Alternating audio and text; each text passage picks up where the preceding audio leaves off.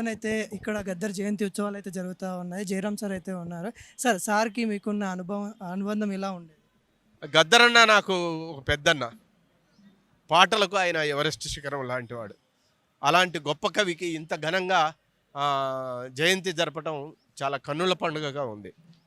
అయితే గత ప్రభుత్వం ఏదైతే ఉందో కవులను, కళాకారులను గుర్తించలేకపోయింది. దాంట్లో ఫెయిల్ అయిందని చెప్తా ఉన్నారు. అది ఎంతవరకు వాస్తవం?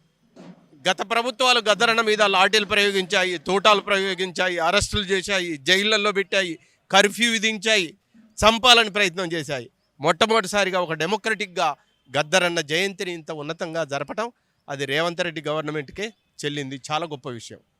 ఇప్పుడైతే మనతోనైతే సార్ అయితే లేడు. సార్ యొక్క పాట మీ నోటితో వినాలనిపిస్తుంది. ఎన్ని పాటలు! నాసా కింద మీసా కింద నిన్ను జైల్లో పెట్టినారు, నీకు నాకు తేడా లేదన్నో ఓ పోలీసన్న, పొరుగు దప్ప దారి లేదన్నో ఓ పోలీసన్న.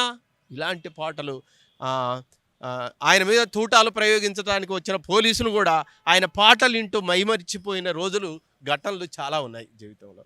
ఇప్పుడు సార్ యొక్క అవి చూస్తే, చరిత్ర చూస్తే అడుగు అడుగున ఒక నిప్పు రవ్వలాగా ఎగిసిపడిన తరుణం అయితే ఉంది. అలాంటి తరుణాలు మన తెలంగాణ ప్రజలకు కానీ తెలియాల్సిన అవసరం ఖచ్చితంగా ఉంది.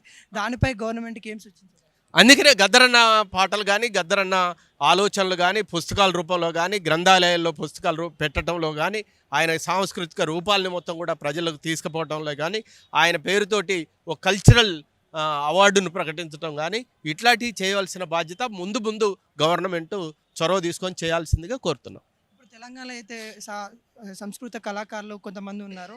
వాళ్ళని కూడా ఇంకా గుర్తించాలి, ఇంకా బయటికి తీసుకురావాలి కళల్ని. వాళ్ళు ఇంకా కొద్దిగా గ్రామాలలోనే ఉండిపోతూ ఉన్నారు. అలాంటి కళలు కూడా చాలా ఉన్నాయి. తెలంగాణలో కళలు చాలా ఉన్నాయి.